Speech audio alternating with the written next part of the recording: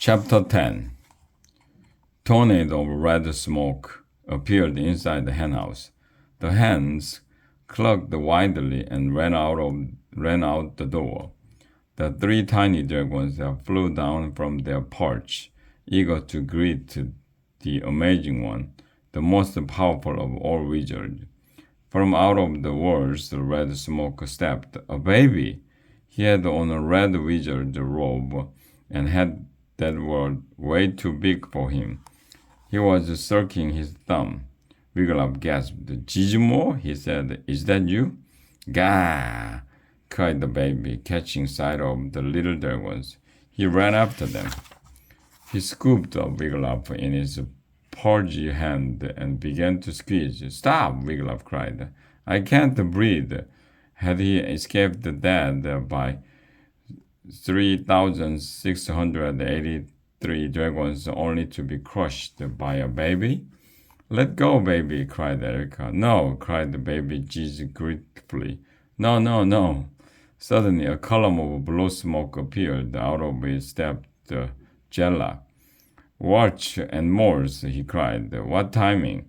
I was just getting ready to do the spell reversal spell on Giz when you summoned him.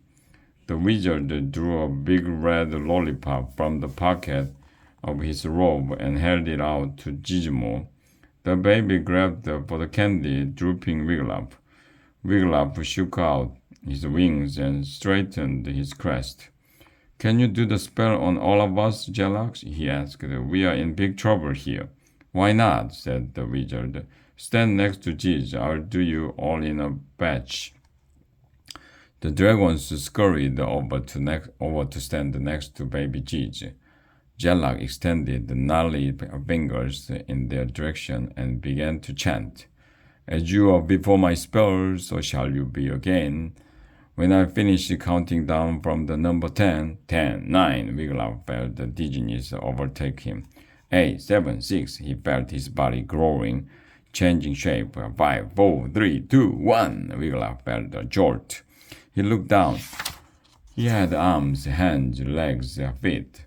He was a boy again. Angus and Erica were back to normal too. Beside them stood an ancient, tall, white-bearded Gizmo. Ah, I'm me again, cried Gizmo. He slapped the lesser wizard on the back. Jelak, at the next wizard convention, I want you to give a speech, Giz, said Jelak eagerly. Tell how I did the spell reversal spell. Be in charge of cleanup, said Gizmo, and any other nasty jobs I can think of. Jelak's face fell. Yes, amazing one, he muttered. Whatever you say. I say we shove off, said Gizmo. Ready, Jelak? Ready, Chief, said Jelak. Wait, cried Wigglup. Hold it, you have to get us out of here. But he found himself shouting into thick red and blue smoke. The wizard had vanished. Through the fading smoke, Wigglup saw a slice of light. The henhouse doors creaked open and in ran Stigi. Okay, guys, here's the plan, she whispered. But before she could say another word, Madame Dragonova rushed in. She eyed Wigglup, Erica, and Angus. Funny little things, aren't you? She said. Behind her, through the open doorway, Wigglup saw that the DSA castle yard was filled with thousands of dragons, thick as children. Madame kicked the door shut. She eyed the three small dragon slayers in training. Dragon slayers steal hordes of dragon gold, she said, keeping her voice low. Tell me where yours is, and quick, before those ruffians out there break down the door to get you. We don't have it on us, said Wigglup, eager to talk or do anything to keep from going out to the castle yard.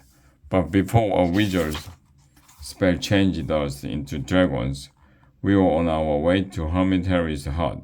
We were supposed to fetch our headmaster a jiffy gold. Jiffy what? Said Madame. It's an alchemy kit, added Erica. Turns common household items to gold, said Angus. Madame Dragonova's scaly eyebrows went up. To gold? Wigglytuff nodded. You can get a Jiffy Gold kit free this week only. It's a special offer, said Angus.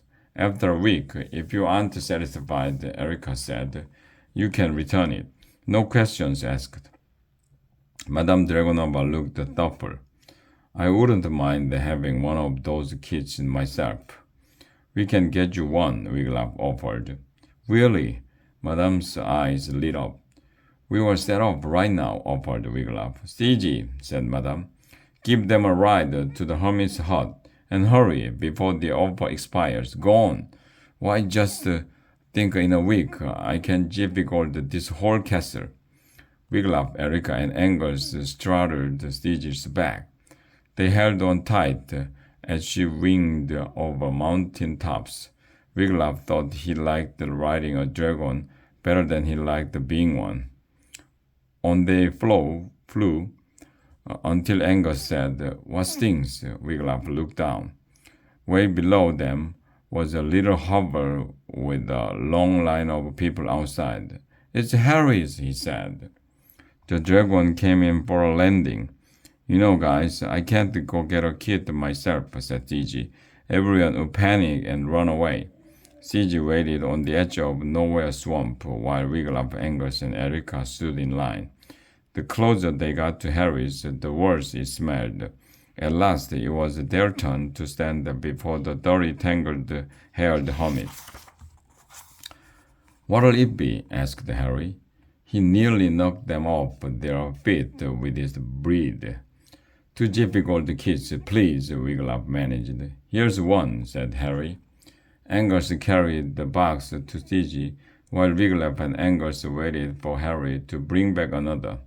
But just as he was handing it to them, a gong sounded. Ah, time's up, said Harry. The special offer has expired. A loud wail went up from everyone still standing in line.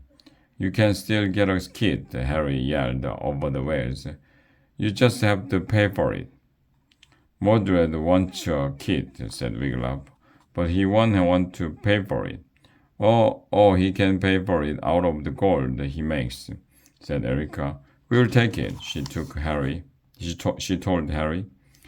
Wigglytuff and Erica walked over to the edge of the swamp.